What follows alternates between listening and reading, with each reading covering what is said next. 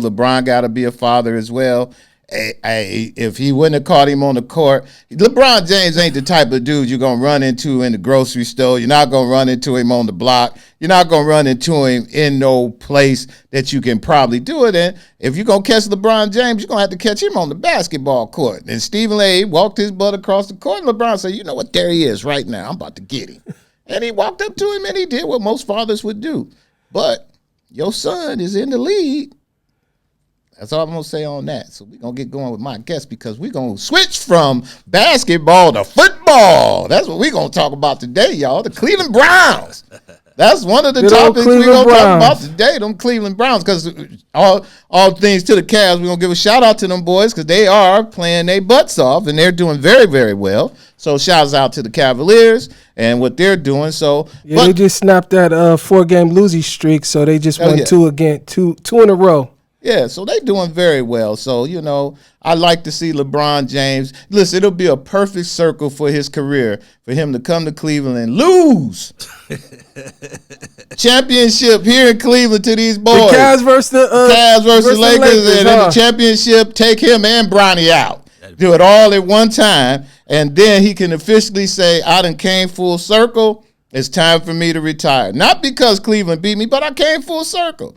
The team I always wanted to win championships are playing their butts off. They're a good team. My son is in the league. I'm doing well. And if I was going to lose a championship to any team, I bet he wouldn't mind it being the Cleveland Cavaliers coming off of that. So I think, I'm saying that to be funny, but I think going full circle in life, I think he could see that as a full circle moment. He'd probably take advantage of it.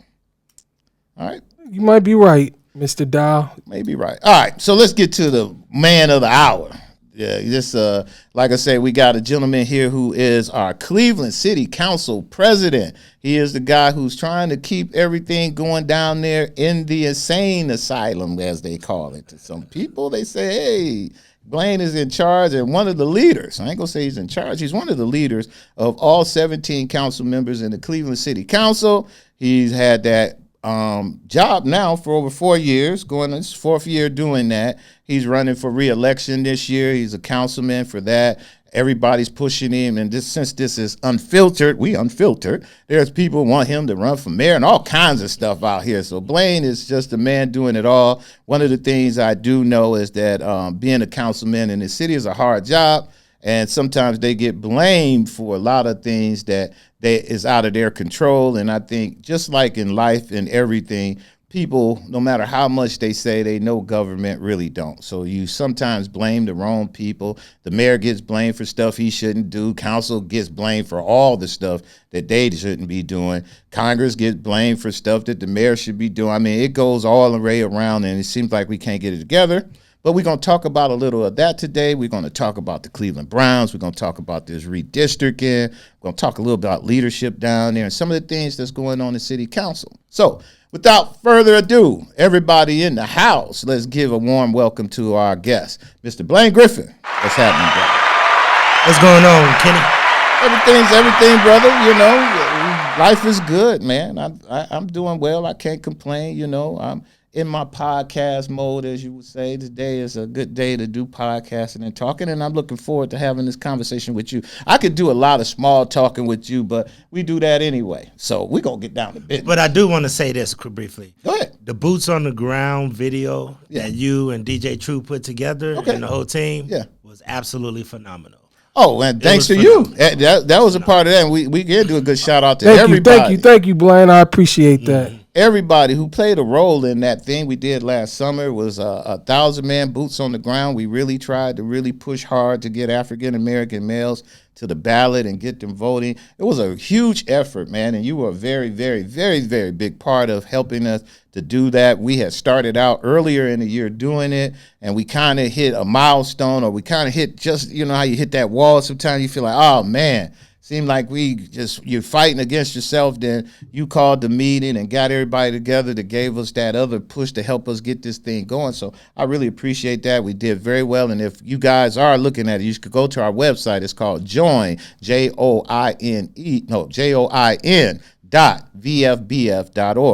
Voices for a Better Future PAC. And you'll see videos on there, what we did, and we did an end of the year report. It was very good. Blaine, again, thanks for all your help and everybody who helped us on that. Big shout out to you guys. Thank you. And thank to all the fraternal organizations that came out. Yes. You know, the D9, I would tell you I'm a proud member of Omega Psi Phi, so the Qs were in the house, and all of the D9, you know, the Kappas, the Alphas, the Zetas. I mean, you know, the women were helpful and supportive. But I'm also a Mason, and I'm also belong to Ecclesiastes 120, and they were involved those groups. So all the fraternal organizations, 100 Black Men, pastors, you know, pastors, Matthews opened Pastor up the Matthews church. opened up church. Pastor Phillips was phenomenal. I would just tell you that one of the things, and I'll talk about Mike Nelson, our friend Mike Nelson. Mike Nelson really set the tone one day when he said, you know, when they went out and they actually walked in the neighborhoods, and he almost welled up because he said, man, the conditions of our community. And part of that wasn't just to try to get out the vote. That's what I hope people are not missing. Part of that is to take accomplished men that men were being picked on. Everybody was talking about, the men are not going to vote for Kamala Harris, and we need to get men engaged, and men are starting to move towards Trump, and they're starting to feel disenchanted. Well, part of this was not just so that we could try to get out the vote. Part of this is how we can convene these groups to have a better, longer, strategic impact on our community. And I hope that we're going to continue that momentum, because that's what we're here for. I didn't join the D9 for the parties. I'm too old to be at all the parties. But we make it to the ones you can. I make it to the ones I can. You know, I do like to have a good time every once in a while, y'all. Excuse me. Make it to the ones we can. But I will tell you that it was more for the civic engagement and for what they believe in public service and community service. So the fact that that group and those groups were able to come out in the fraternal organizations, and once again, the sororities as well, who really came out to support us, you know, making that happen was phenomenal. You know, I want to give another shout out to Judge Nelson, because he's under weather, y'all. So anybody who knows that, put out a big shout out to Nelson. If you know him, go check on him. To see how he's doing. He's been a little under the weather these days, so we want to put our prayers out there. And a shout out, if you know Judge Nelson. Keep him in our prayers, man. Keep him in our prayers. So, Mr. Griffin, you tell me, man, I'm going to give you a moment to open up a little bit, man. What's on your chest, man? What's going on in City Hall and Council since the last time we talked? Hey, Brother Kenn Dowell, I'm like Kendrick Lamar. Sometimes you just got to pop out and show something. You know, I'm out here just doing the business and trying to, you know, handle the people's business every day. You know, we just passed the budget. Yeah, I was about to say, let's start backwards. Let's start with the budget. So the budget passed, and $1.2 billion budget when you include the airport and or the ports, as well as the water department and then the general fund. So we had a little bit of a rocky time with that conversation. So let's talk about that. We ain't gonna call it rocky time. We gonna, I say, unfiltered. We in election year. We get down to it. Right. So it was a dispute. Council wanted to do one thing. The mayor wanted to do something else with the funds that were going to be allocated. Give us some insight of what really, not so much the politics of it, but what was happening to let us know what was the difference. Well, first of all, whenever a budget is presented to council, it's council's budget. Correct. Our number one job is to appropriate the dollars. So the mayor gives an estimate. The budget comes to us. Our job is to provide appropriations for the city budget. Our job is to provide oversight. If there's departments that are not functioning well, we have the ability to do oversight, and then to create policy and write legislation. So be creative. So, you know, the mayor submitted his budget to us on February the 1st. We, you know, went through it, and we had some what's called reconciliation items. So we're going to stay on that point. Because I'm council, I learned y'all think y'all be like, stay on that point. And y'all stay on these points. So I'm going to stay on that point. Because a lot of people get confused, and I was having this with it. Most funding, if you wanted to get something funded, if you had a project or a program that you want, you should be talking to the mayor about that, correct? Well, let me say this. It's a couple of things. Their job is implementation. Okay. But the actual funding comes to council. Yes. And that's what everybody needs to realize. But if I had a project that I wanted to do at the city of Cleveland, I guess you say that you could go to both. So you can go to both, but here's the deal. Let me give you a perfect example. I have a pharmaceutical company that is doing well. And the one thing I would say about this federal administration, the Trump administration, is that a lot of these companies, because of the tariffs, want to move a lot of their businesses onshore. So I have a pharmaceutical company that is operating in the city of Cleveland. They want to expand. They want to build brand new. So they came and they talked to me.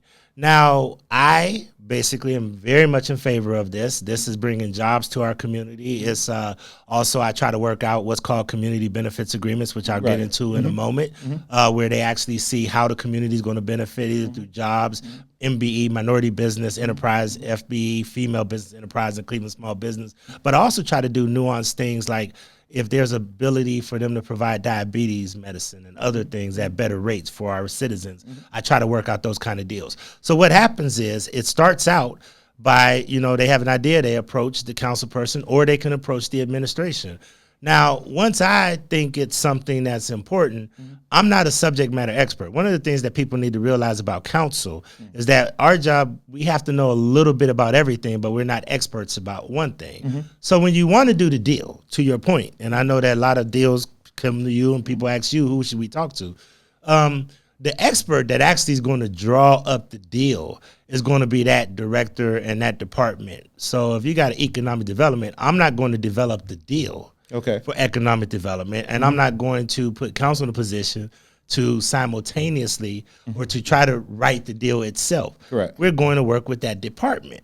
That department puts together and negotiates with that business, and then once they negotiate with that business, then they come to terms, and then they have to bring it back to council for funding approval, for schematic approval, for planning, zoning, and then that's when we get our opportunity to vet to make sure that the things that we suggested to them, as well as the things that the administration negotiated with them, are in place so that we can make sure that we get a very good return on our investment. I always try to show how we're going to benefit and how money is going to come back into the general fund, how many jobs are going to get created because of the actions that we take, and how the community is going to benefit, which was a huge law that we passed a couple of years ago. Because I want to just stay on this because I know there's a lot of conversation around DEI, and I had a very good conversation with a friend of mine on the Republican side about a week ago. And he was talking about, why this DEI stuff should go away and why he felt it was good that the state passed that Senate Bill 1. He was a little bit upset that we passed the resolution speaking out against Senate Bill 1, even though it passed. I tell people it's not just about DEI. We have a community that's 48% African American, 12 to 14% Hispanic, approximately 53 to 55% female. So this ain't about DEI. This is making sure that the people that live and work in this city get a return on their investment whenever we spend taxpayer dollars. This ain't about diversity, equity, and inclusion. We're not begging people to use our own dollars. That's correct. We're basically doing that. We don't go to Medina and say, oh, well, you got to hire XYZ because they're going to hire people from their community. And that's why we put protections in place to make sure that nobody takes advantage of our community. So those are some of the things that we have to do when we make these discussions. And we're legislative, and you hit it on the nose earlier. Many people don't know how government operates. Like I had someone tell me, well, I'm upset at the mayor and the administration, and you need to do something about it. I said, wait a minute, let me stop you there. I don't work for him. We are our own legislative body. And quite frankly, I'm the top of the food chain on the legislative side. That's correct. So he and the administration can't get anything unless they come through the legislative body. So we're an independent, just like anybody learned when we were back Saturday morning watching cartoons. You have a judicial branch, you have an executive branch, which is the mayor, and then you have the legislative branch, which is council. But the problem is, Blaine, they don't do those commercials no more. Well, that's the problem, and we gotta. And you also had a problem that many of the schools don't teach civics. They don't teach that no more. And those are things that people need to know, basics of government. So when you're a council person, people may not talk to their mayor. They may not have access to the mayor. They may not have access to their congressperson. May not have access to, the governor. They may not have access to the senators. But you know what? When I go to that grocery store, right, or when I'm walking around the neighborhood or trying to get my little workout in, right, they're going to pull me aside and they're going to ask me about everything from what's happening at the federal government to the state government, and doggone sure are going to try to hold me accountable for everything that happens here. So let's go back, because we're going to, because, Sure. I got ADHD. I'm all over the place. Me and you both. So y'all got to hang with us in this conversation. So in this, we were talking about just going to where the line between the administration and council, right. And we were talking about it was a situation that came up where the mayor presented a budget that he wanted to do X, Y, Z. And tell us what it was. We ain't got to. What he wanted to do. Let me make it clear. What it was is, and let on? me make it to your public, because it gets twisted. Yeah, that's what I'm saying. So the mayor presented a budget, and we have what's called reconciliation. Okay. After we go through about 2 weeks of budget hearings, we submitted several areas that we felt that he and his administration should cut, and we had some pay for. In order to pay for some of the things that we thought were priority. One of the things that we put in place is $8 million more to try to do street resurfacing. People are tired of driving through Mars through some of these neighborhoods. That's correct. We also made sure that we put money for LGBTQIA liaison. We put money into economic development in order to increase their standing. We put money into youth programming. One of the things that we found is that the recreation center 2 years ago had a budget for 54 rec instructors and 3 physical directors. Physical directors are like lifeguards and people that oversee the pools and other things. And now they have 34, and they only had about 7 physical directors.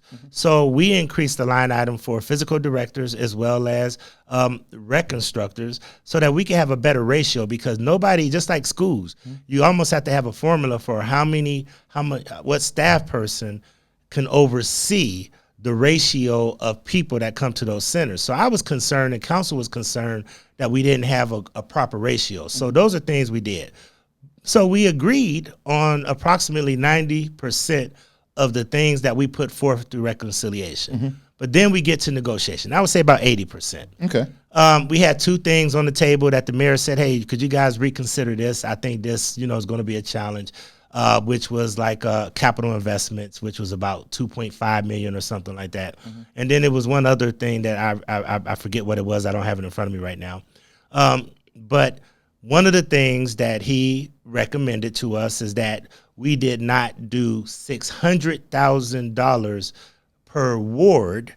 Block grant. $600,000 for general fund grants, so that we could buy things like speed tables, cameras, put them into economic development projects, make sure that we can, put all this into that.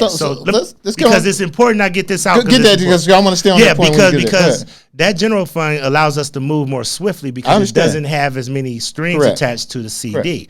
And quite frankly, these are projects that are stranded that many of us have been trying to get for a while. So we wanted to try to have more of these things that went directly to neighborhood improvements through their council person. It still has to go through a legislative process. It still has to be vetted, everything else.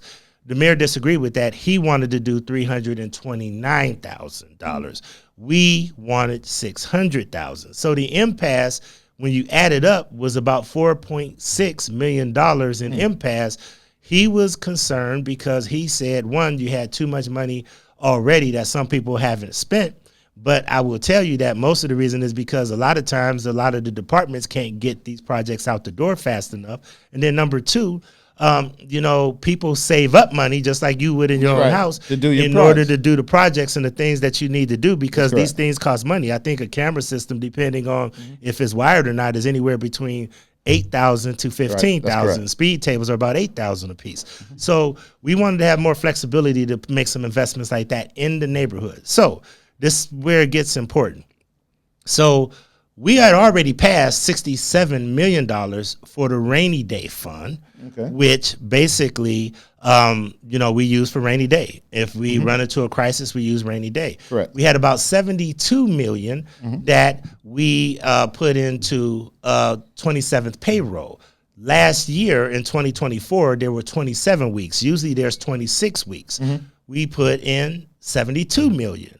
So on top of that, we had a carryover balance because we had unfilled positions that the administration didn't fill. That last year was about 46 million. This year was about 15 million, which added up to be about another 61 million. When you add up all these loose ends, it was about a 202 million in savings. So we said out of the carryover and out of those dollars, those dollars that are carryover and supplemental dollars, we actually said we want to take 4.6. That's where we can grab that 4.6 in order to get every council member up to $600,000. Right. $4.6 million disagreement. Remember, we cut approximately $5 million worth of programs that we originally tried to reconcile to concede to say, okay, let's try to figure out how we can negotiate. The administration didn't agree with that. When the administration didn't agree with that, we 17 members felt that it was important enough for us to do it anyway. So we did it. The mayor signed the budget last week. He has 3 options whenever a budget is submitted or whenever legislation period is submitted. Either he can send it back unsigned, he could send it back with a signature, or he can veto it. Right. If he vetoed it, it stood the chance of having a potential of going past the April 1st date, which meant it would have went to the state. So the dispute was over approximately, when you boil it down, $4.6 million. And Ken, what you got to realize is that $202 million in our savings account is unprecedented. You have people like Mike Polensik that have been down there for 47 years. I'm not lying, everybody. 47 years. Said he's never seen a savings account in the city for $202 million. So we made a decision that Cleveland couldn't wait. That, the neighborhoods, did that. Right. So people were critical, say, oh, you guys are putting slush funds and you're trying to just give council members slush funds, this, that. One, we did this last year, so we did it again this year. 2, I will tell you that it goes through a vetting process. But last but not least, Ken, at the end of the day, there was no public outcry when we used supplemental dollars to put 22 million or so into the West Side Market. That's correct. There was no public outcry or no outcry by some of these critics when we were asked to pony up $20 million for the Gateway District. So when there was no public outcry when people asked us to implement and invest in the lakefront, which now we have more progress in lakefront development than we ever had because council allocated the dollars to do these big ticket projects. We felt it was important to take a stand to make sure we made investments in the neighborhood. And yes, we want to influence those investments because we're the ones that sit in hot church basements, go to the grocery stores, go to some of these broken down rec centers and other places, and people constantly ask us to help them. Now, didn't council swap out, I'm going to use my term because I don't know what technical term I use, but didn't you swap out some of your block grant money to go into this fund to do this? No, we didn't swap out any funds. The ones that we did negotiate is what I told you. We took off the table approximately 2.5. Or was that something they wanted you guys to do? No, there's another group, external group. Okay. Cleveland Neighborhood Progress that has a proposal that they want us to use community development block grant dollars in order to do things like road repairs and some other things. That's what I thought this was. This was in that. Gives the CDCs general fund dollars so that the CDCs can be more flexible and move at a faster rate. See, the problem with these federal dollars is there's so many strings attached to them that it takes forever for sometimes them to do out the door. Now, the problem that I have with that, and we're still trying to figure that out, is that the uncertainty coming out of Washington, which was the administration's concern, quite frankly. The uncertainty coming out of Washington, we're in union negotiations, so costs are going to go up. So the administration rightfully is concerned about if they're going to have enough money to pay for all these things if the bottom falls out for the city. Well, that's governing. That's where you gotta make some tough decisions. And if that means, I was here in the time in 2008 where the recession hit in the city, and former Mayor Frank Jackson had the furlough, which means that we only had 4-day weeks and only got paid for 4-day weeks. So you got to make tough decisions when you're in those places. And we felt that we've given the administration all the tools that they need in order to be successful. And we know that there's uncertainty coming out of Washington. We know you're in union negotiations, but at the end of the day, we felt it was very important to have the flexibility for council members to be able to work with each other to make critical investments. Because every day I hear about people speeding on Mara. I hear about traffic cameras on Larchmere. The week that we did this, I had 3 break-ins on Larchmere Boulevard. I had 2 shootings. This is Larchmere Boulevard, Ken. You know I live on Larchmere. Right. We had 2 shootings where a group of guys were shooting out with each other on 130th. We had a break-in to a high-end car dealership where they stole like 3 cars. We had a shooting at a restaurant where a person got shot. We had multiple other things, to the point where one woman called and said, my daughter called me to say, can I come and stay a few days at your house because I'm too scared? When I hear that, I actually care. So when we get these kind of complaints, we want to make sure that we put cameras on Larchmere. So the way to do that is either through discretionary dollars or dollars that we carve out to give council members more opportunities to make direct investments. We have projects, Ken, about $12 million worth of projects of economic development that are stranded because, quite frankly, they receive letters saying, we intend to give you this amount from the city. The city had more people than they thought they would to get this money. So now these projects who put their performer together based on what they thought they were going to get from the city, now they're dealing with $500,000, $1 million shortfalls. So I have businesses that I need to make sure survive, which bring in income tax, which helps pay the bills for the city. So this is not no selfish money grab that people try to make it. It's more about being strategic and methodical and trying to make sure that the neighborhoods feel the impact and that we have a sense of urgency to make sure that we address some of the neighborhood needs. So why are those businesses feeling that? Why is the city paying these guys? Why and I'm not saying that based even off of your thing, because I was going in another direction, but I want to stay on this one a little bit because that's one of the big things we're getting a lot of. We're getting a lot of conversation and talks from people who saying they got invoices. The city is not paying these invoices. They can't get stuff out. And I know you guys hear it. And that comes, and not to point fingers to say, hey, this on the mayor's office, but it does. It comes out of that part of the hall. So why does it take so long to get paid from the city? I do not know. That's something that has been concerning. And the problem that I have is I had one group that actually did a project, and they did a renovation project with some dollars that council allocated, and they didn't get paid, and they were almost about to get sued by all of their subcontractors. Wow. So because the subcontractors was like, we need to get paid. That's and what crazy. Happens is, you know, if you have a small business and you have to wait a year or 18 months to get paid, you can mess around and go out of business. No doubt. So these guys were upset, and we get those calls all the time. But Ken, once again, that's an administrative function. Right. Our job is to appropriate the budget, provide oversight of departments, and write legislation and public policy. Their job is to deploy resources, hire, fire, and make the operations of government function. That's the executive branch. So at the end of the day, that's a question you have to ask the administration, but the public is frustrated with it. So I'm going to ask the question this way. I'm going to ask it this way.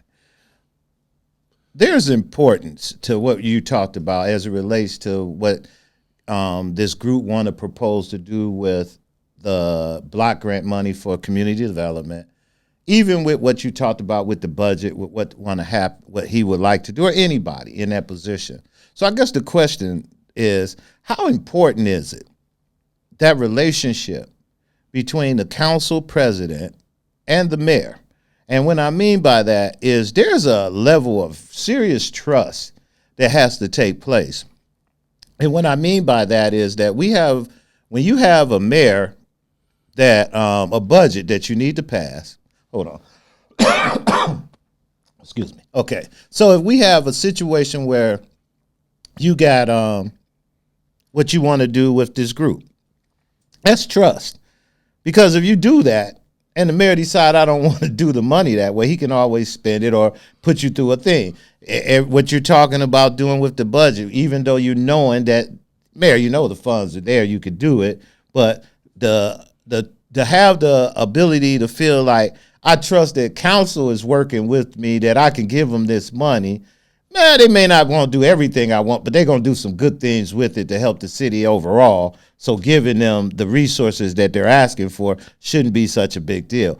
Why is it that we're having, and it's not that it's a big deal, but to me and you, and we talk about this, why is it such a big deal? Why are you and council getting blamed for all of the stuff that's taking place? And it seems like that's where it ends, you know?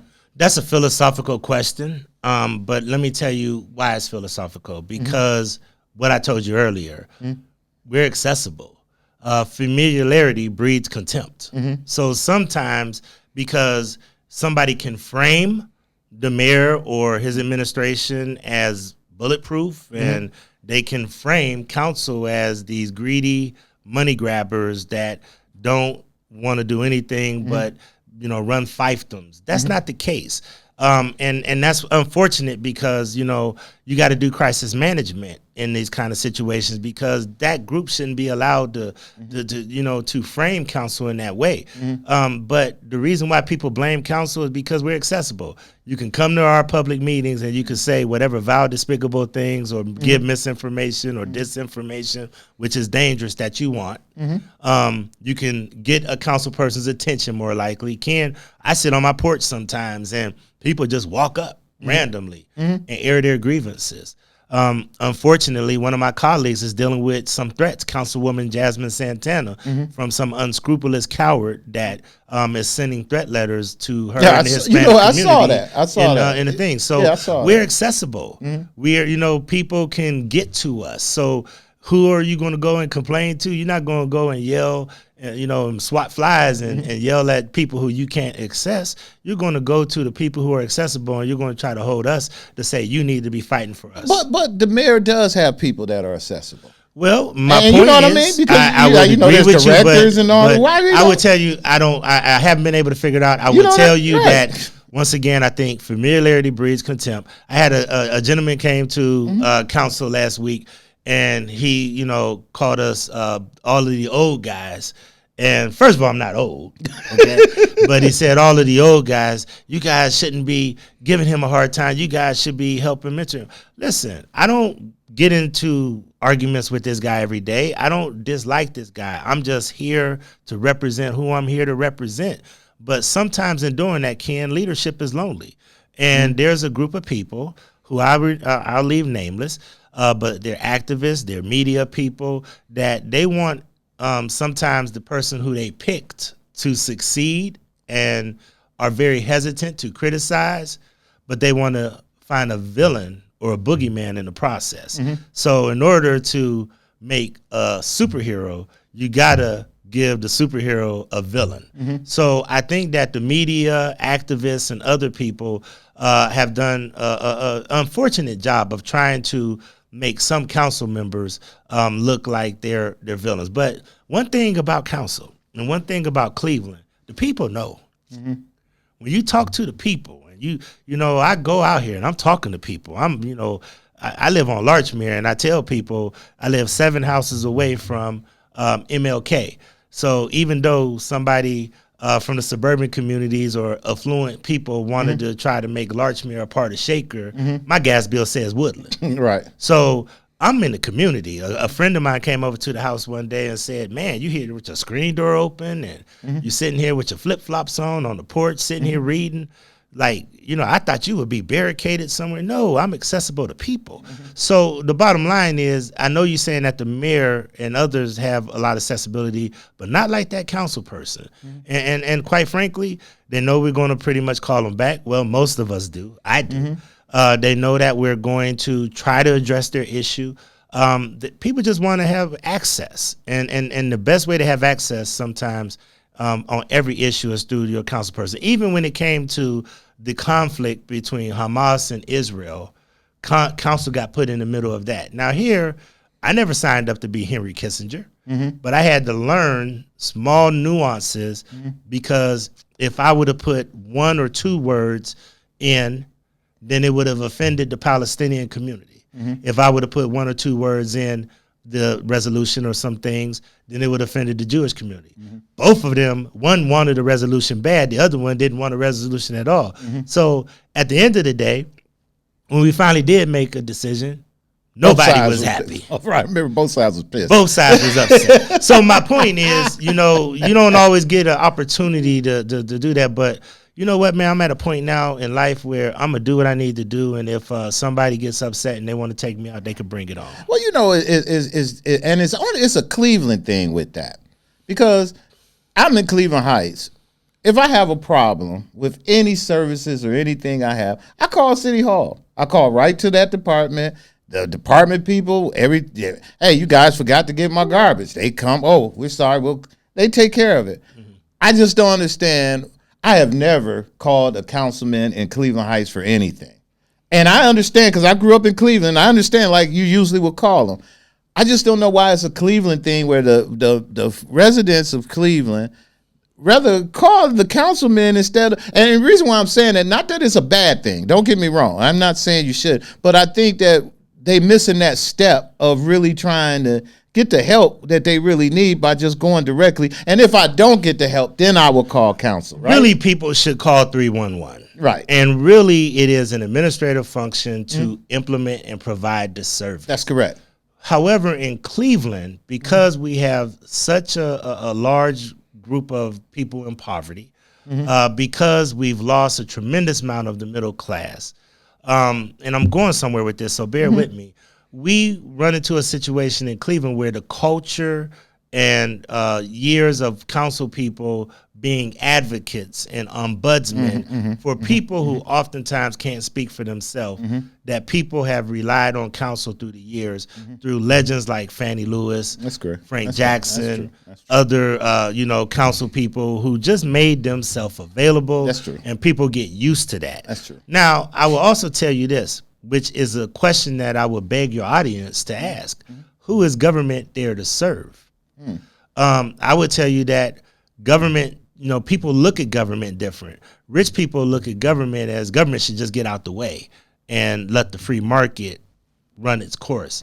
Middle class people rely on government because a lot of middle class people are from the labor and union background. Correct. So they recognize that government is, a tool for them to be able to level the playing field. Poor people, oftentimes, government doesn't serve them. So the only person that poor people and some of the middle class that's left in Cleveland, it's not a whole bunch, come to be their advocate, to advocate on their behalf. I had to do a meeting this morning for Board of Building Standards where I'm advocating for a long time building that's been in neglect for 20 years to get torn down. And the developer or the person who bought it, they just keep flipping it to a new owner. New owner comes in and says, I need another 6 months. I'm like, no, I need this building down. If you leave it to government, who's government going to serve? Right. They're going to serve that developer. That's correct. I'm there to fight for that neighborhood.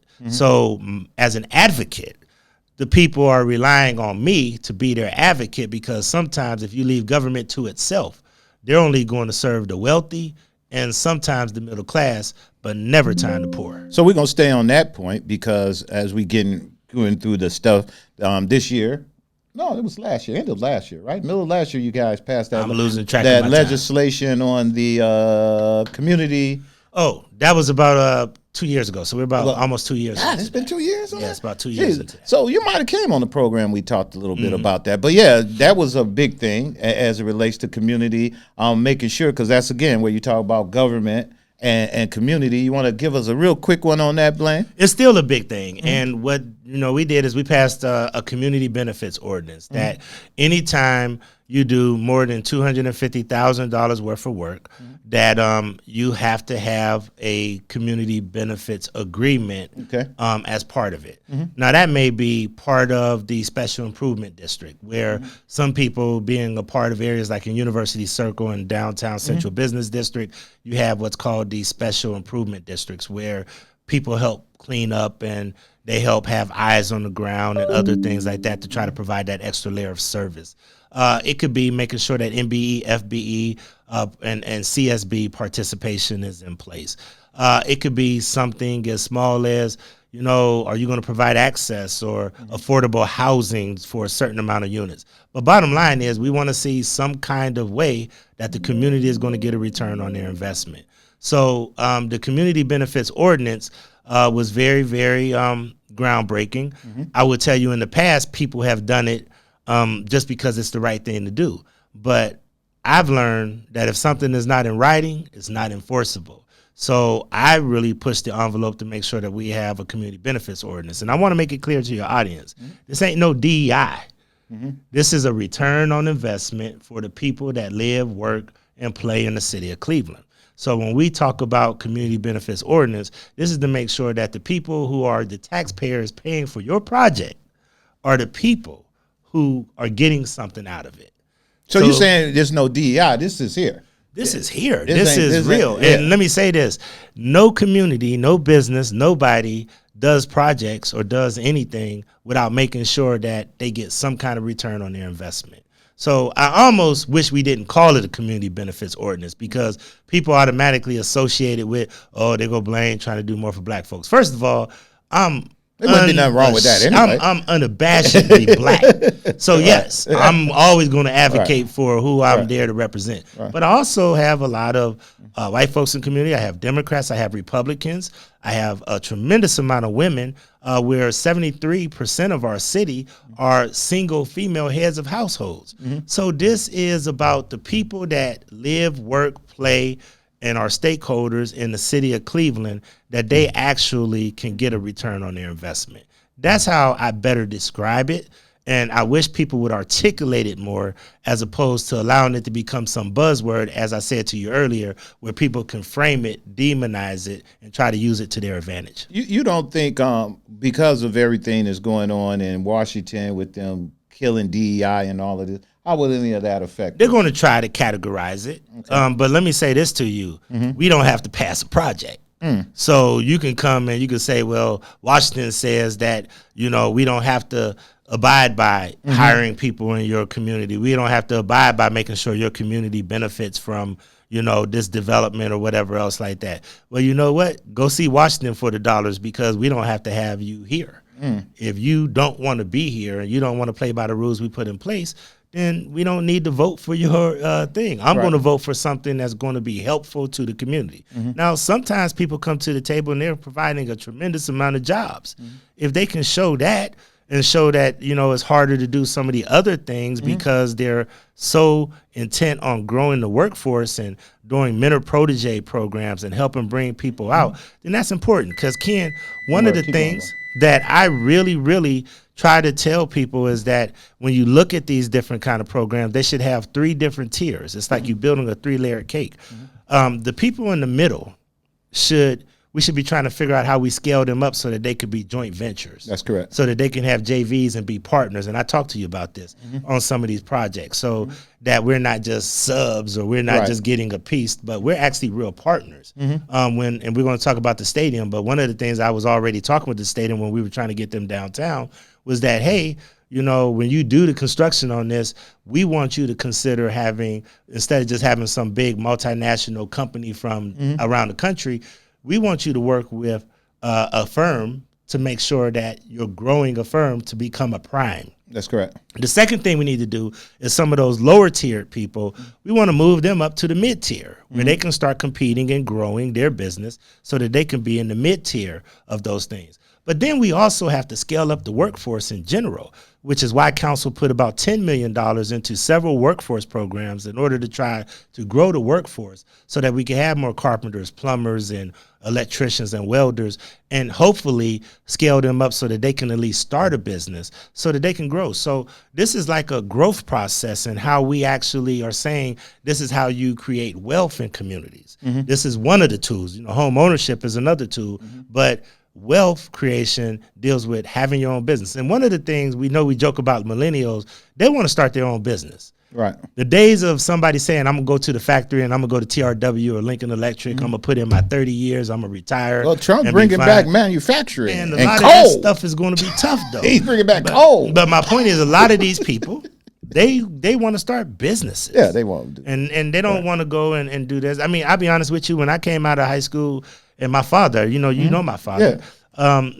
I never forget, I came home one summer and I worked at General Motors in Lordstown and I was making about $1,500 a week. And I was like, I ain't going back. And he was like, this is short term, son. You need to go get an education so you can have options. Right. And a lot of people think that way. Even college educated people, like, if I just go to this factory and I could put in 30 years, or I go get me a city job or a county job and I go put in 30 years, I could retire and I'm sweet. Them days are dwindling. And now people need more tools and the talent that people need and the talent acquisition to fill some of these positions. Even when you talk about manufacturing, we need to make sure that people have the kind of certifications in order to be able to fill these jobs. I'm tired of going to companies and they tell me we have thousands of open positions, but nobody's qualified to fill them. Cleveland don't have a workforce to fill it. That'd be the biggest thing. So talent acquisition is huge. If anything, that's one of the things that I'm really hoping and working on with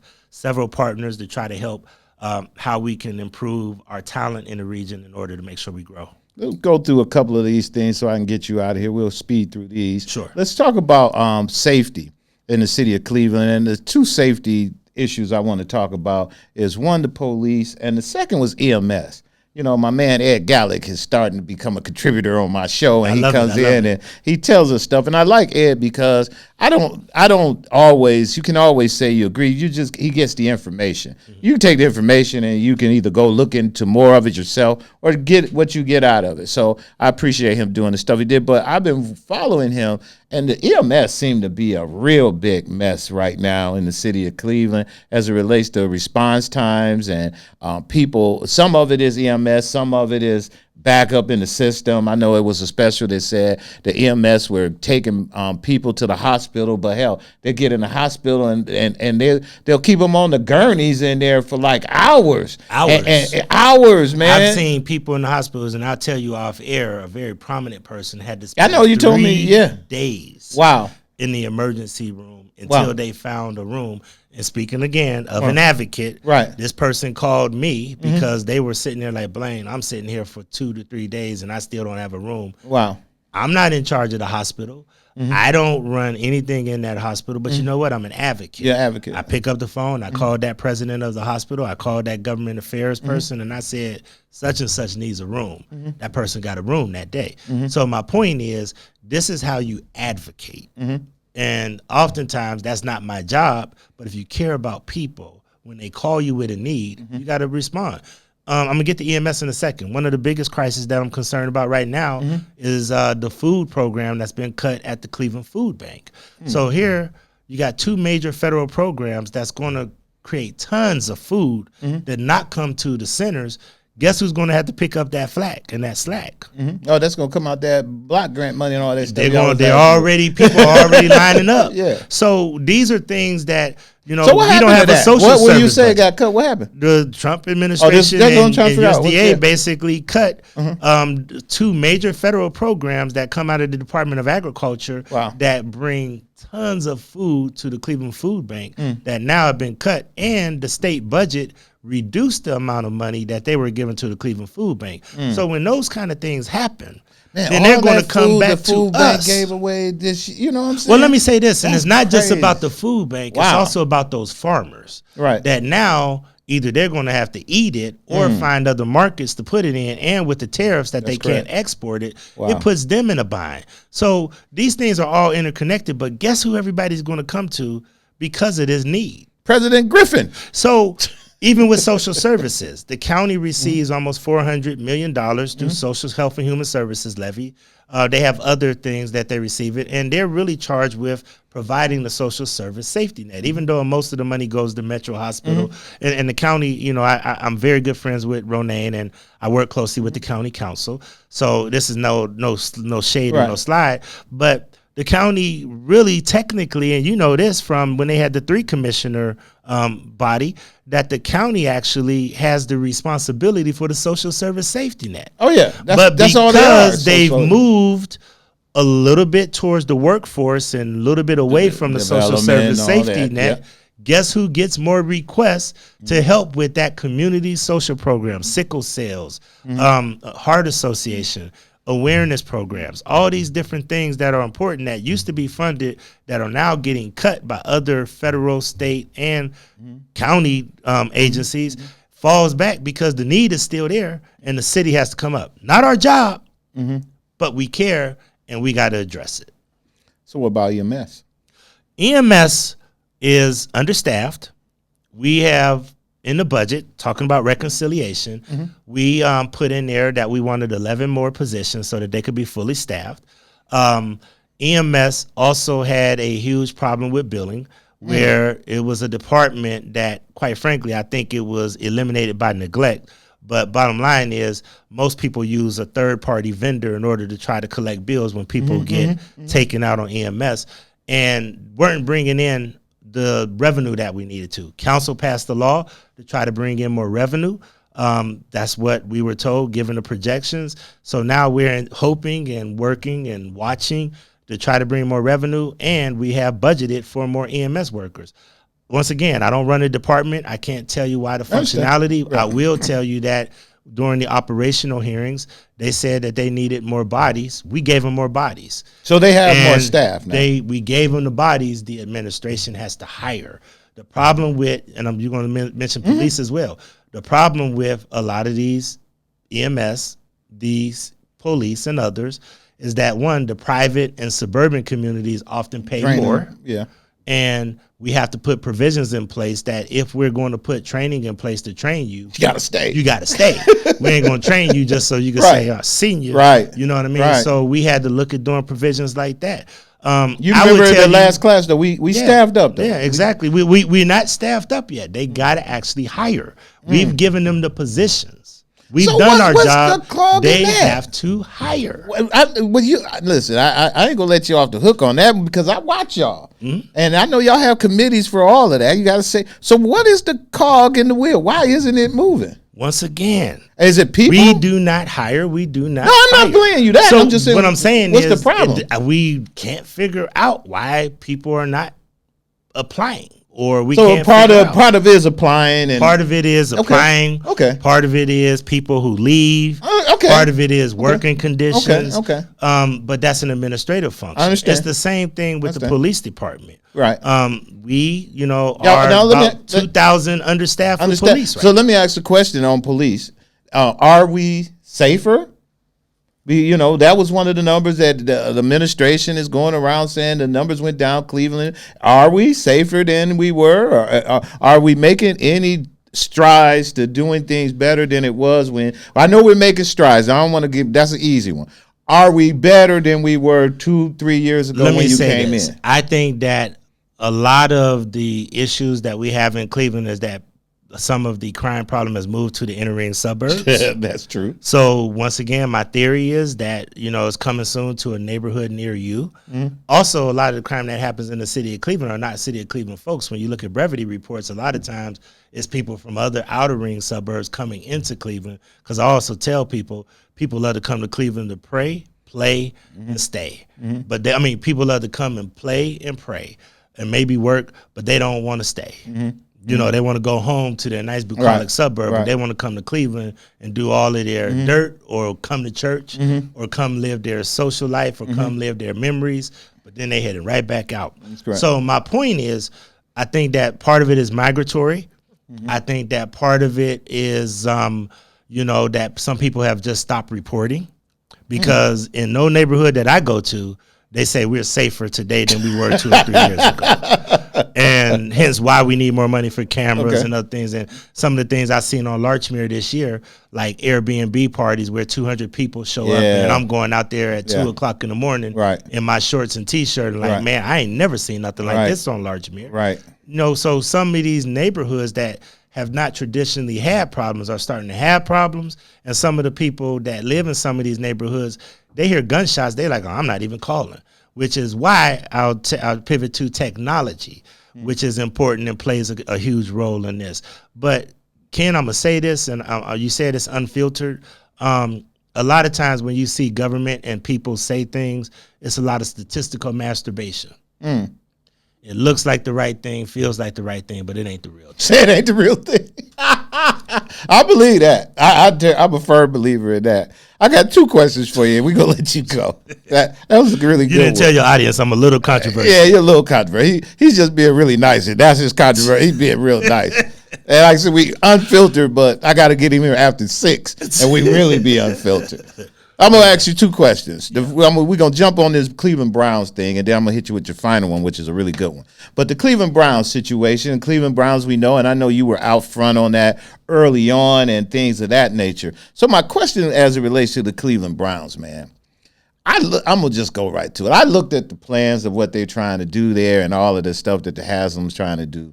Did the city of Cleveland really stand a chance of really offering him something that was comparable to what he was trying to do out there, or what he was trying to do? No matter what, we just couldn't put the land together. We couldn't really give him what he wanted, and we're gonna fight for the city because we got to, because that's what we do. But at the end of the day, do we really got what we can? Can we put apples to apples with what he's trying to do? It's never apples to apples, and it's a broader question to that. And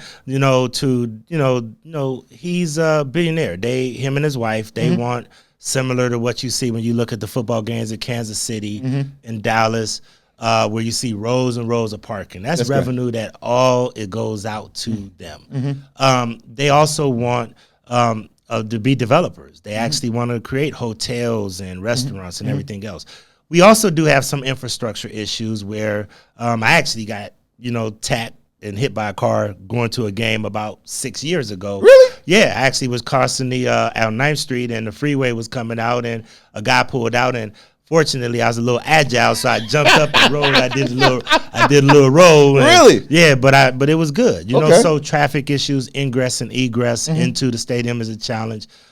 So those are things that they felt were operational challenges. Let me say this. I think Brook Park is not a good deal for several reasons. Part of it is because it'll be a self-licking ice cream cone. Nobody would really benefit from it.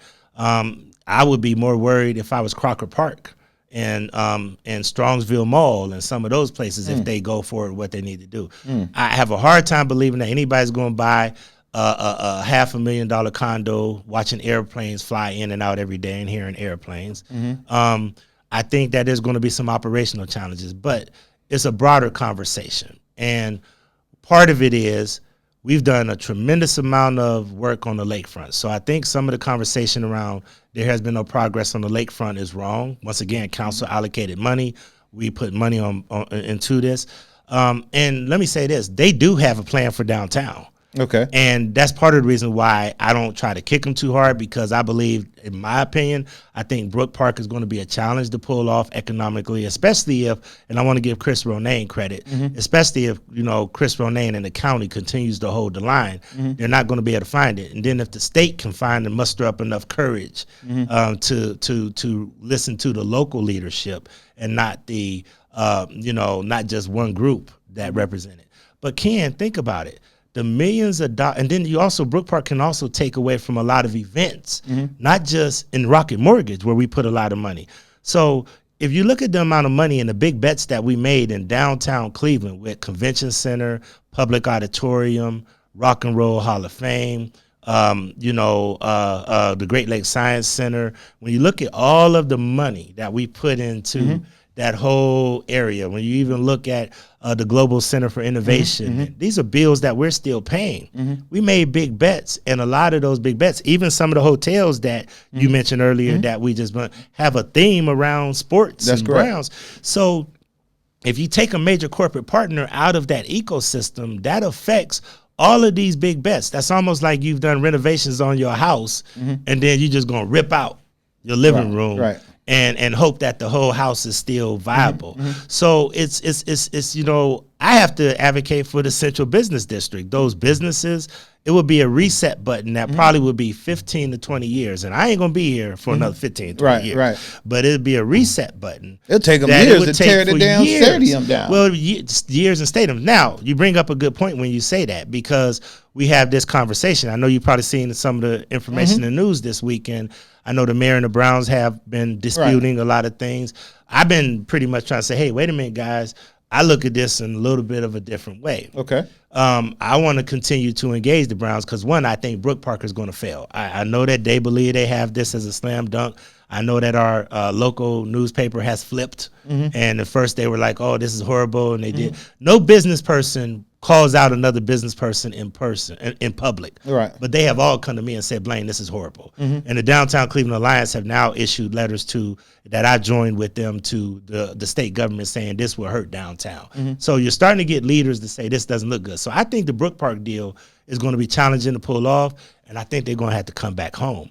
So I look at this almost like a marriage. Either we're going to have a partner who we got to spend the next 30 years with, who we can't stand each other, or we're going to have a partner that we got to figure out a way to work it out. Or if we have a partner that the courts and everybody else saying, hey, it ain't going to work, y'all need to walk y'all separate ways, then I need us to be made whole. I don't need us to just be left hanging, with the bag, which means that we need to discuss how we're going to tear down the stadium, how we're going to invest in a vibrant lakefront, everything else. So I'm never going to give up the fight that they shouldn't be downtown, but I'm going to always keep my relationship and conversation open with the Browns, because at the end of the day, even though I'm not a part of the negotiations, the administration once again handles that. I'm enough of a leader that I know when to step in and lean in and have a relationship with one of our major corporate partners. You think the administration is handling this in a good manner? I think that the biggest mistake that the administration as well as the Browns have made is to negotiate in public. One of the things when you're dealing with these big, sensitive deals, you don't negotiate in public. And the fact that they've negotiated in public is the reason why this thing has gotten unwieldy and went in certain ways. If I was in a position to have these conversations, we would lock ourselves into a room in some hotel or even in the Red Room or wherever, and we would spend 3 days until everybody's so exhausted they say, damn it, let's just sign the paper. But where's the transparency in that, Blaine? You're not being transparent. Y'all in a smoky room. You don't negotiate in public. When it comes to council, then it's transparent. Hence, another reason why council gets blamed, because the sausage is made behind the scenes. Yeah. But when it comes to council, that's when everybody wants to give their 2 cents, because now it's transparent in public. But the actual negotiations of the dotting the I's and crossing the T's should never be done in the public. And if there's one criticism that I would have of the entire conversation is that too many tit for tats in public have taken place, and it is now turned personal. That's correct. And with me, it ain't never personal. Right. It's always about who I'm here to represent. And I've learned that. I learned that a long time ago when I used to work for Frank Jackson, and in the morning I would meet with the police union, and the police union would say, hey, I'm just representing 1,500 guys with guns. And they hold me accountable to say, this is what we want you to do. Right. The Black Lives Matter people I meet with, and they saying, we here to fight for civil rights, whatever else. And I learned something through that. You never get mad at a man or woman for who they're there to represent. And that's how I approach this job. That's a good way. I got a question, Brian. Yeah. So did that Modell Law have any teeth to it? And what else do you think we can do with that stadium? Like, because soccer is real big right now. Could we do anything else besides tear that stadium down?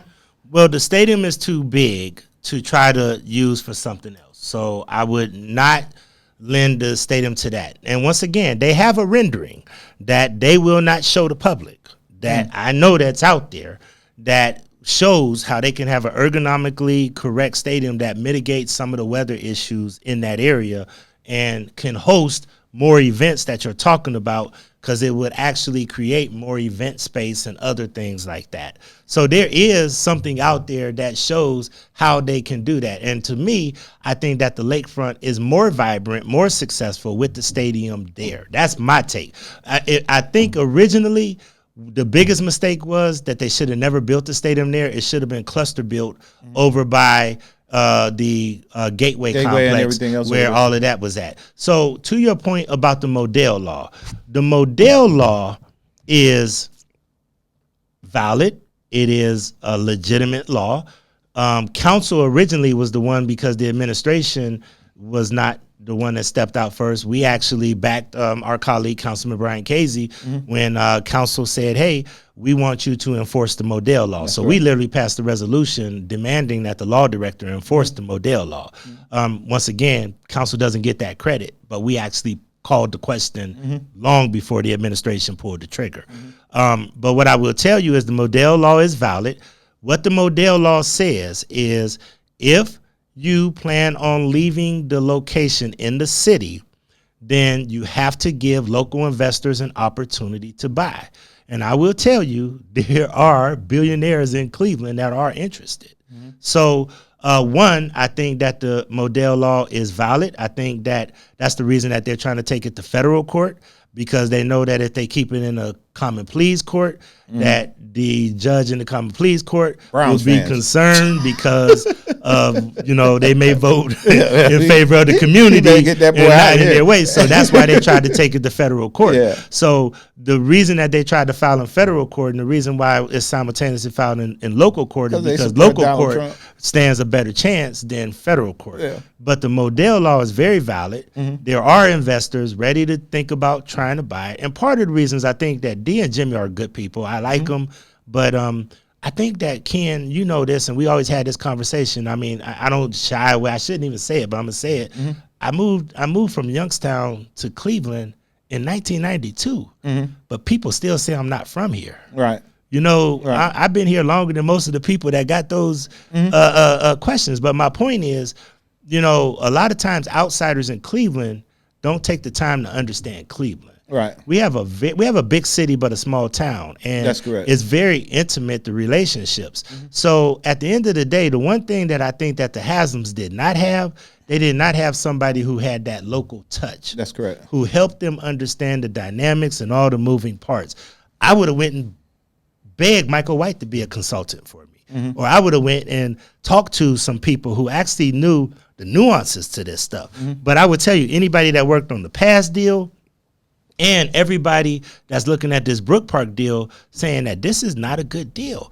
I'm a little concerned about Jimmy and D, because I think that at the end of the day, they're smart business people, but I think that some of their calculations are not going to pan out. And I'm really concerned that, we would have a corporate partner that doesn't understand, how much this means to Cleveland and how much Cleveland has invested and committed to this, the blood, sweat, and tears over the years.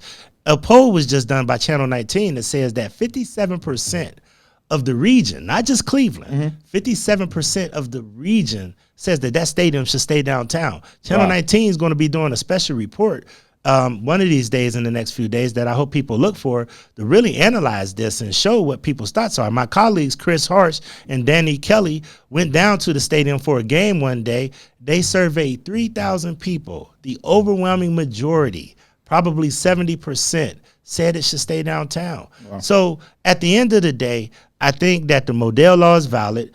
I think that, we still have to keep a relationship with one of our key corporate partners that no matter what, whether we stay in a marriage, we're going to have to get along and make it work, or whether we exit the marriage, we need to make sure that all of the taxpayers and the people in the city of Cleveland are made whole.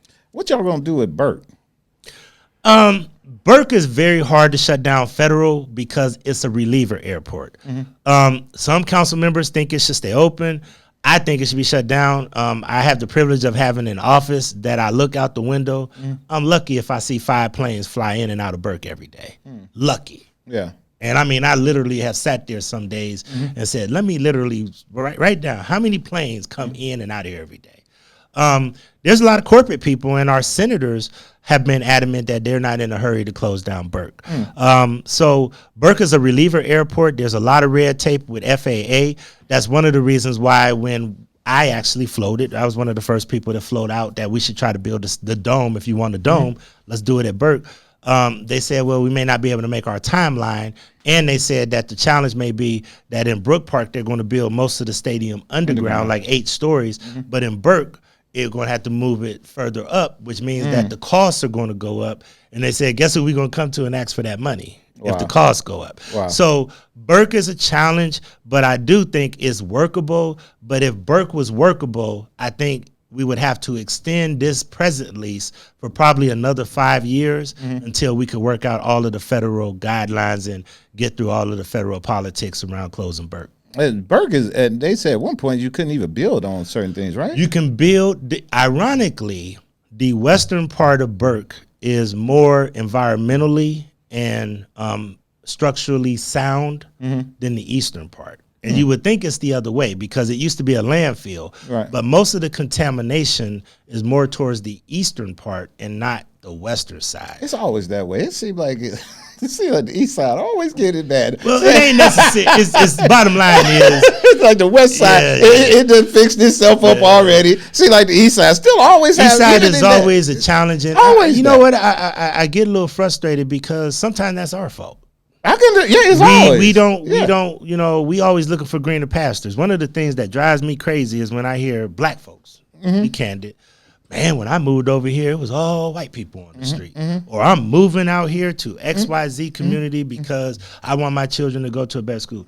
We lost the black middle class in Cleveland. The black middle class left. The white middle class said, we staying right over here on the west side, send our kids to Catholic school, pay our house off, create wealth, and we are always looking for greener pastures. At some point in time, man, we got to take a stand because you can't tell me if this group of people in this room right now stayed on the same street, man, we have an outstanding street. Our kids will be wealthy and successful. We'll look after each other. But we always want to go to somebody else's community. We need to quit. Me and my wife could have left Larchmere. We could have left that Buckeye community 20 years ago. We had enough money to move, but we felt it was important to be stable, steady, especially a project kid like myself or a young kid that grew up in Youngstown that moved 6 times before I was in the 8th grade. You know what I mean? I'm happy just to buy a house. My house paid for now, just about. So I'm not trying to run to no other community yet until I get this nice condo that I've been looking at down in Florida. And me and, you know, the missus can go down there and spend time. But I mean, we need to quit running from each other. And that's the problem with, I think, in Black Cleveland, because the black middle class has totally abandoned the east side. And now they looking back saying, look at that raggedy ass east side. That's correct. That's unfortunate. So let me ask you, this is my last question for you. I'm going to circle you out and let you in on this. Lots of controversy coming up to you this year. Coming through there, you had the controversy of the redistricting. People's council members wanted to get certain areas they wanted to have in their wards. You had the people in the community who were saying, oh, my God, you're moving the lines, and now I'm not going to have the CDC, as if the CDC couldn't really still work in those neighborhoods. You had that issue that came about, your Joe Jones issue that came about with the stuff that he has said, and then our young millennials got on the damn hot mic. They worse than the brothers out on the. Who was that? I love them though. They done got caught up like my man did over there with Trump and them with the hot Texas and carried on. So they done got in some. So we talk all the time, and one of the things that we struggle with is the job of the council president in managing and trying to put all of that stuff together and catching the blame for it. Yeah, Joe Jones' situation wasn't Blaine Griffin, but Blaine Griffin gets the blame for it. Anthony Hairston and some of the other council members who might have said what they said, which is their right to say, in my opinion, to say whatever they want to say. They said that, but the person who catch the most heat out of that was you. And then they went to him also, you know, Council President, what are you going to do? They said this. The redistricting thing catching hell, because, you know, just everybody's not going to be happy. And there's some people who know that you knew what was coming. If you didn't play good, as we all say, you don't play good in the sandbox, you can't expect people to come running to your offense, you know, when you get in trouble. So with all of that, man, my question is, what makes you really want to continue to do that job, if that's something you want to continue to do? And if so, why? That's a good question, and believe me, it's tough days. And I would tell you that at one point in time, I had to live with people protesting in front of my house when my granddaughter had to look out the window. I've had activists that have made threats and said certain things to me. I've gotten criticism from several media outlets, mainly print outlets, that have figured to make some people a hero and try to make me a villain. I've had to fight with different council members, friends and allies, and friends and foes. Ken, I would tell you 2 things, you know, and I pray about this and ask myself this question all the time. One, am I still up for this? I'm going through that process right now. Where do I best serve? Am I still up for this? Because I don't ever want to do this job just for a paycheck. I've done this job for a purpose. It's called NIA in African Principles, the Akan culture. 2 things that I would tell you. your mentor, your friend, our friend, Lenny Powell one day said something, and I was complaining and airing all my grievances, and Frank Jackson actually said the same thing to me. The old guard, sometimes y'all all need to check in, y'all young folks with the old guard, because they are pretty wise. But she said, leadership is lonely. And it's times when I don't have many friends. It's times when nobody agrees with me on council, outside of council. But I've learned to lead. I've learned to lead. And I learned to lead because I really love the people that I serve. I really care. So as long as I have that compass of caring, then I feel like I could lead effectively. That's number one. The other thing I would tell you is that a poem that I'm very fond of that I almost wish I could put on the screen for you and your audience, because it's something that I think every parent should tell their child. It's a poem by Rudyard Kipling called If. And it talks about if you can keep your head when all about you are losing theirs but blaming it on you. If you can trust yourself when all men doubt you but make allowance for their doubting too. If you can wait and not be tired of waiting or being lied about, don't deal in lies. And yet don't look too good nor talk too wise. It also goes in to talk about if you could bear to hear the truth you spoken, twisted by knaves to make a trap for fools. When you read that poem, it hits my soul, and I read it every morning because it helps me set my compass. That and prayer and just trying to focus on, why am I here? What is my purpose? What am I doing this for? Whenever I lose that, then it's time for me to go do something else. But right now, I strap it up and I go out and I suck it up. It's tiring. I'm tired today. I still got 2 more events to do today. But when you feel that in your core, in your heart, that something bothers you about the conditions of the people in this city, we need advocates, and somebody got to do it. So I love Cleveland, the good, the bad, and the ugly. Believe me, I get more FUs than thank yous. But at the end of the day, I stand tall in what I believe. Excellent, brother. Well, we appreciate you coming on our program, man. You did a great job as always. We do our thing, and like we do when we close our program, man, we're going to give you your camera. That's you right there. Get an opportunity to say whatever you want, man. I think you should leave a word to the people, what's on your mind, what's on your heart, some words of wisdom to the folks out here in the city, and anything you want to say, Blaine. The camera is yours, my friend. I have a call to action for Cleveland. The call to action is we need more advocates. We need more everyday people. I want to start that over. I want to make sure you pull the mic, or I want to make sure we have no problem. Don't pull it up. Just pull it closer because you moved over a little bit. Okay. That's all. There you go. I just want to make sure you're good in it. There you go. Good. All right. I just would tell you that, my call to action is for Cleveland. We got to fight for our city. My whole theme this year is fighting for Cleveland's future. If we really love this city and we really love the culture and the history that so many have done to really make us a national beacon, we need to embrace this city. We need to quit running from the challenges. We need to embrace the challenges. We need to come together. Things like you did last year with 1,000 black men, boots on the ground. The women's efforts that are going on with my colleague Stephanie House Jones and Deborah Gray, and how they're put together a Black Women's Commission to deal with the conditions of black women. We need to quit relishing in being last in every damn thing, and we need to come together as a community and start being first. We need to be innovative. We do need to embrace the next generation, even though sometimes they'll drive you crazy because they oftentimes live in a microwave generation where we come up where we had to prepare things. But at the end of the day, it's time for Cleveland really to come together and fight for our future. We are at a point right now where we're fighting for our survival. And I don't say that lightly. If the center city and the core cities in Cleveland and Cleveland's neighborhoods crumble, the problem will come to you soon.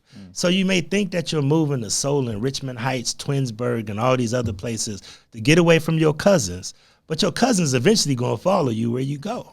So at the end of the day, we got to fight for Cleveland's future. We need to quit running away from the problem. We need to embrace and engage the issue. And at the end of the day, I need partners. I need people that are willing to work with me, work with Cleveland City Council, work with the administration, work with strategic resources and other people that really have a heart to try to provide public service. I'm not a politician. I'm a public servant. I've always been a public servant.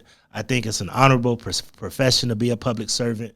And at the end of the day, all I would say is I love you, and there's nothing you could do about it. Everybody, that's Council President Blaine Griffin in the house doing another check-in. This is his yearly check-in with us here on Strategic Moves with Kenn Dowell. You can look in the description. We'll have everywhere where you can reach out to Blaine Griffin, his office, and all the information you can to reach out to him and talk to him. He say everybody talking to him anyway, so you might as well do it too.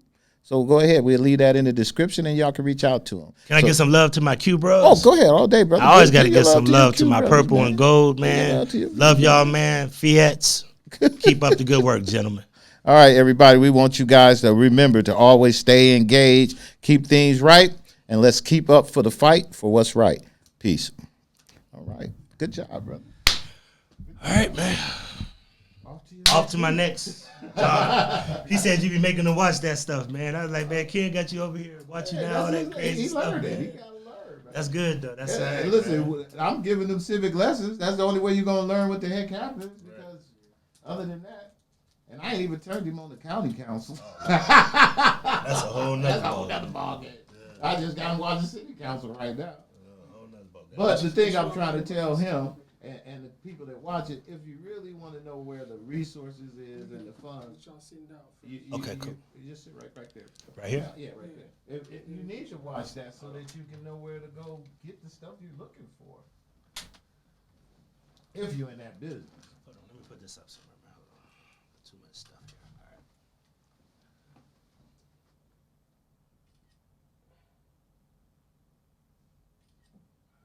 All right. Awesome. Make sure you send that to me. All right. Let's get you by your sign. All right. By the sign? Yeah. Oh, she canceled. She did. Next week. So right here? Yeah. This is her second time canceling. Said she done now. She done. You know her, Michael Dixon? Nah, I don't. See, that's even more. Yeah, we done, man. And we good. We can pack up and go, but we done with that. Okay. Yeah, we done with that. I'll let Raven know. Yeah, so Raven don't even reschedule her. And so I think she already had did. a question. Oh, man, you're not going to want Oh, yeah. For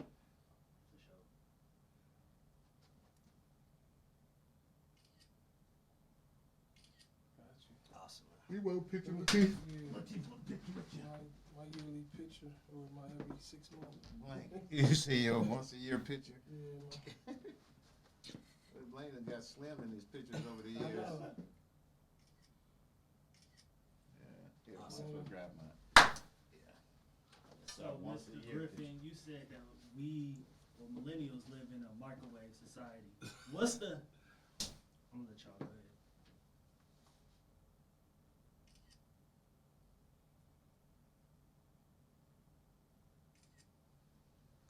ahead. It's not a bad thing, but millennials. Balance was. It's about. So let me say this: it's not a bad thing, but millennials want stuff. You good? Watch your feet, Blaine. Millennials have a tendency to want stuff right now, where we had to spend time preparing the meal. We had to put it on the stove. We had to boil the water. Yeah. We had to prepare stuff.